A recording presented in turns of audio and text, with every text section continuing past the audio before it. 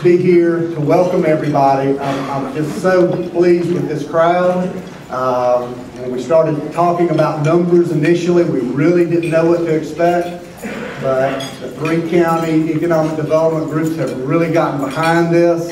We've invited, I think, the right partners, and you know, when you talk about collaboration, look around you, and we have all the people here. I mean, we talk about collaboration a lot, but sometimes people aren't at the table. But we look around us here, and we have people here, and we do appreciate you coming. Hope we've got a good program for you.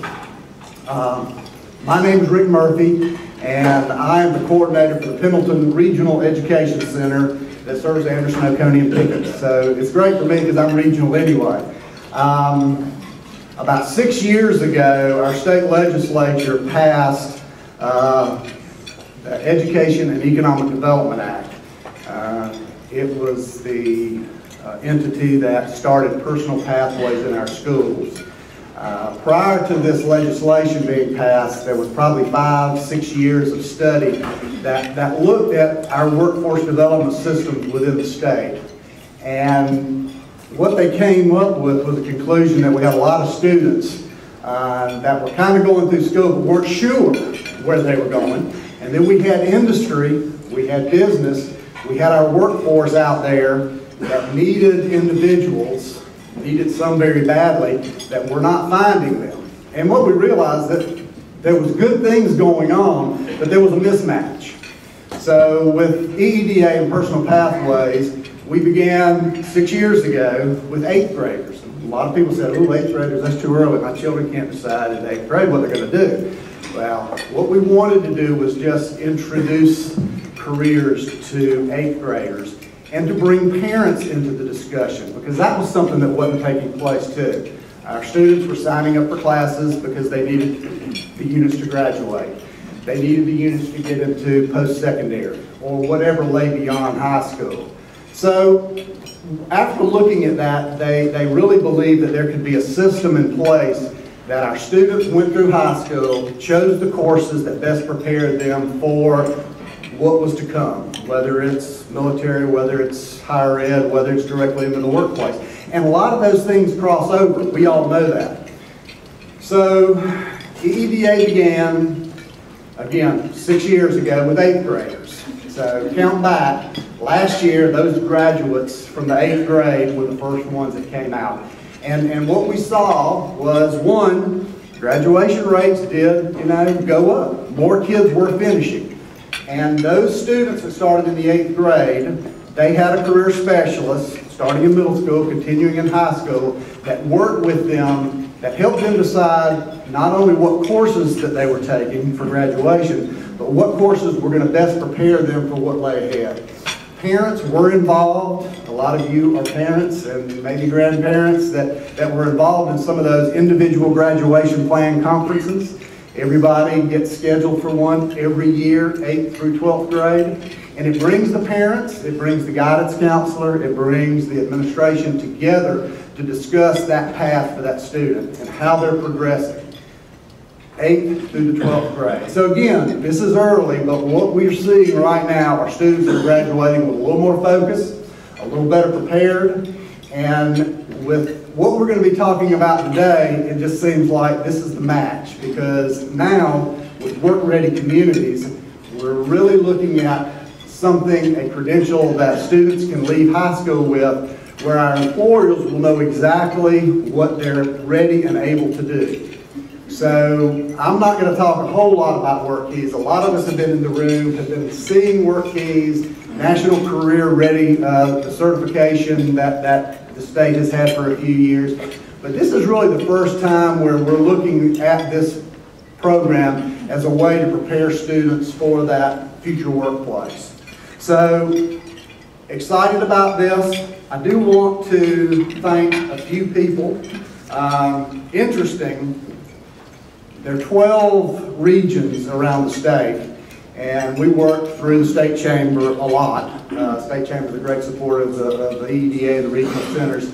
But about 6 months ago, some people from Bank of America came to Robbie Barnett, who's the education liaison at the State Chamber, saying, you know, we really want to do something to get education and business together. We want to have a lunch. We want to have, you know, some event where they can come together and talk about some needs. Well, it's about that time that, you know, we started talking about work-ready communities. We started talking about events. And we thought, well, what a great opportunity to have this being paid for, because obviously this is going to cost a little bit of money. So you can thank not only Bank of America and SCASA, which is the South Carolina School Administrators Association, which threw in some money, and State Chamber, because they see the need not only for work-ready communities, but for educators and business to collaborate, to sit across the table, to talk about the needs that we all have. So I did want to thank those entities to start with. The reason why you're here is because you received an invitation from your economic development team. And that's why we have such a good crowd here. And I can thank Richard and Burriss over here and Ray from Pickens, because they're the ones that sent these invitations out. You guys responded. This is something that I think is going to take off. Steering committees have been formed. Many of you are on those steering committees. A lot of the information with this program, as with a lot of programs, you know, the details haven't all been worked out, and Elizabeth Kovacs is with us from DO, and she's going to help explain a little bit about some of those details. But as a lot of us know, everything's not known yet, and we're dealing with state funds, we're dealing with a lot of things that we're going to work through this, but everything that we've heard in our steering groups have been commitments from industry, commitments from school districts, that they truly believe that this is something that's going to work in our community. You know, if I'm a prospect in Michigan and I'm looking for places to relocate my business, and I can hit a button and see what kind of workplace Anderson or Oconee or Pickens has, that's powerful. That is really powerful. So I think these are tools that we're talking about that can really make a difference to our community. So thank you for being here. Thank our business people, thank our educators. And I'm going to turn this over to John Lomas. And John, you just have to stay up here until Lewis arrives. So, you know, if you need some backup or whatever. Just kidding. Thank y'all all for being here. This is a great crowd. I was thinking back as I was eating my lunch, this whole process, I think, and Elizabeth can correct me if I'm wrong, but we started talking about a year or a little more ago about how we could bring a program that had been successful in Georgia through ACT, the Certified Work Ready program that they had done in their counties, how we could look at that and bring it to South Carolina and make it a successful economic and workforce development initiative. And we had an initial meeting in Columbia.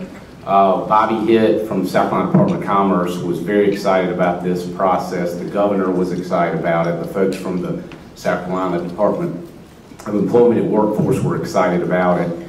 We met with also the officials from the South Carolina Technical College system were there, and individual colleges in the technical college system were there represented. And it was just a great first meeting, and there was a lot of energy and a lot of excitement coming out of that meeting. And Secretary Hitt particularly said, this is something that we've got to get done. We've got to figure out a way to do this. So a group of folks really started working hard on this. Elizabeth Kovacs has been spearheading this whole thing. First, I believe, when she was at Commerce, and then as she moved over to South Carolina Department of Employment and Workforce at that time. Everybody calls it SCADU, but I don't call it that, so I try to say the whole acronym there. But we started this process, and it's really worked great. And I think now what we're trying to do is get all the counties together to sign on to become work-ready communities. And as we can see from this group being here today, this is more than a great start. It's a great, we're really into the process now. But I guess one thing I want to talk a little bit about today is why the technical colleges are involved in this.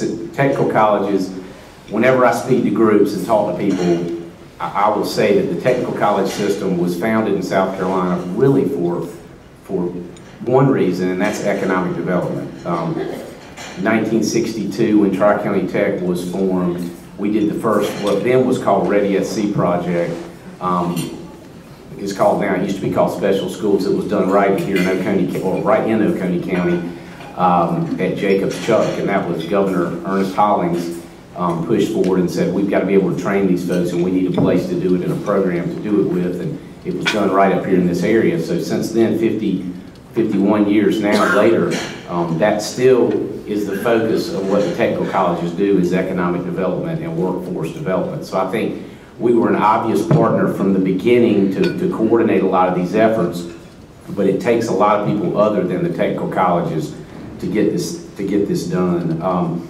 The partners that we're looking at having, obviously the businesses, there are many businesses represented today, the manufacturing industries and others, that this is going to be such a key, excuse the pun when I say key, but key part of this through the work keys training and the work keys testing and the assessments. They're really a big part of this. Our educational institutions, the technical colleges, I know Clemson's here, and Grandma Potty, my friend, is here today as well. They're going to be a key part to making sure that this is successful as well. And then definitely our school districts, our high schools, are going to be such a big part of how we roll this out and get things moving. So that's the educational institutions are going to be very vital in this. And then our state and local elected officials are a huge part of this. Our county council members, the counties have to basically agree to sign on for the counties to be a part of this process. And our 3 counties have come together so well, and our county councils have really done a great job getting this pushed forward. Also, our municipal officials are going to be involved in this. I know I saw several municipal officials here today that are involved on these committees from each county. And they're going to be key in making sure that the cities are involved in what we do. And then last but certainly not least, the economic development folks. Ray and Burriss and Richard have really taken off with this process and really led this process in each of our 3 counties, and their offices and their staff. Terry Gilstrap, I know, has been so involved in getting the Anderson process rolling really fast and in the right direction. So I think that the economic development offices are going to, over time, be the real drivers in the counties of making sure that this process occurs in a good way. One of the things I think, I'm a former economic development director myself, and one of the things when I started seeing this, and I see Ray saying something, he's saying something about me. Part of this, when I saw the tools that would come through ACT in this process of assessing your workforce and you actually knowing what your workforce was going to be through this tool, I guess we could call it, that was the most exciting thing for me, because I remember so many times when prospects would come in and they'd ask us, you know, how many welders do you have, and how many CNC operators do you have, and how many forklift operators you have, and you'd sort of start scrambling, and we'd call Terry Gilstrap and she'd come over and give us data, and we'd have to get it from different places.